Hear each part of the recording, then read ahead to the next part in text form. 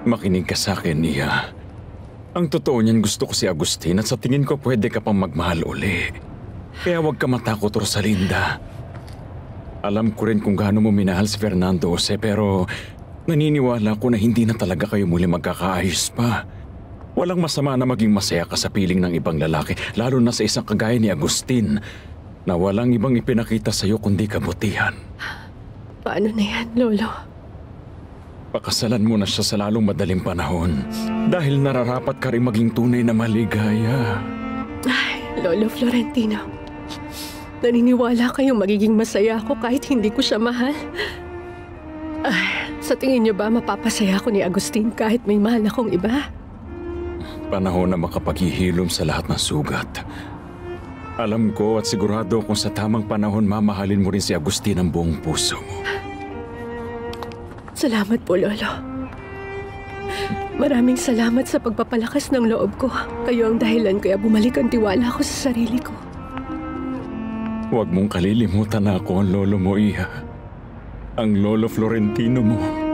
Hindi ko kayo makakalimutan dahil palagi kayong nandyan para sa akin.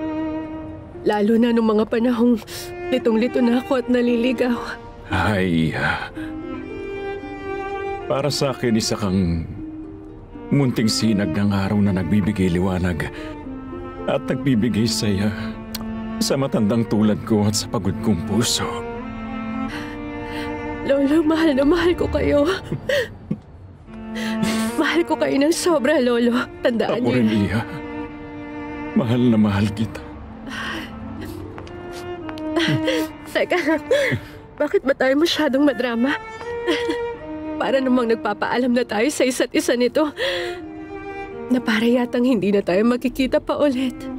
Alam nating walang kasiguraduhan ng buhay pero hihilingin ko sa Diyos na wag sana mangyari yun. Ang dami pa nating dapat gawin, lalo ka na siyempre. Kasi meron kang anak. Sa wakas kasama mo na ang anak mo. Ay, baka isipin niyo na napakadrama ko naman pero Lolo, bigyan niyo ako ng basbas, pwede? Iya. Ingatan ka nawa at pagpalain ng Diyos at ang ating mahal na Birhen ng Guadalupe. Palagi. Mahal ko kayo, Lolo. Mahal din kita, Iya.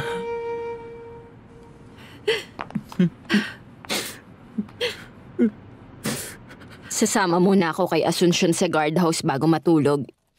Ibibigay niya sa akin ang susi. Gusto niyo bang initin ko yung pagkain niluto ko kanina? Sige, salamat. Sandali lang ako.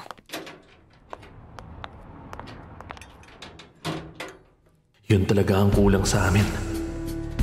Ang tuluyan na nga mabuntis si Valeria.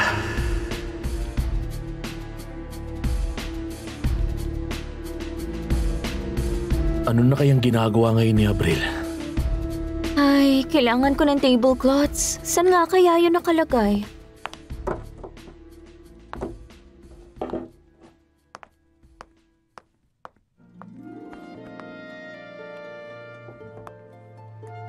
Hi, Erica.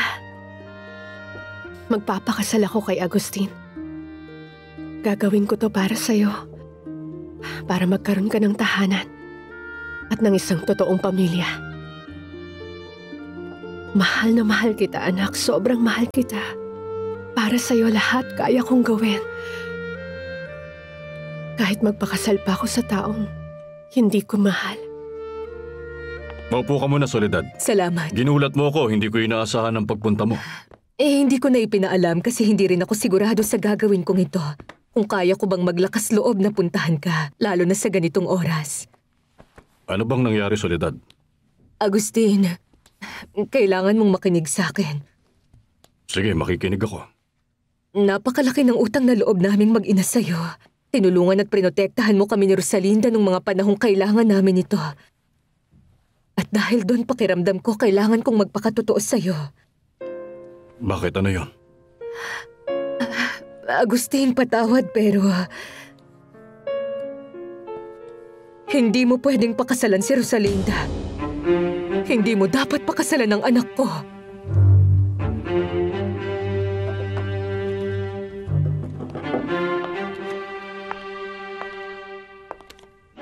Ay, Diyos ko. Picture to ni Fernando Jose na nakalagay ron sa library. Ito naman yung nasa kwarto niya. Natagalan ako kasi Bakit meron kayong picture ni Fernando Jose nung bata pa siya? Paano niyo ito nakuha? Ninakaw niyo ba to sa bahay niya? Bakit nasa iyo ang mga ito, Veronica? Bakit? Dahil si Fernando Jose, siyang anak ko. Pakakasalan ko si Rosalinda. Sa huli napaikot at nahulog ka rin sa babaeng taga-nightclub. Ito na ang huling beses na papayagan kitang magsalita ng ganyan tungkol sa babaeng pakakasalan ko. Nagkapalit ang mga envelope dahil magkaparehong pangalan na nakasulat sa mga ito na Senyora Altamirano. Ang ibig sabihin, ang totoong malapit ng mamatay ay si Fedra. Sana mahalin ka ni Fedra gaya ng pagmamahal na binigay ko para sa'yo. Si Fedra, may taning ng buhay niya. Rosalinda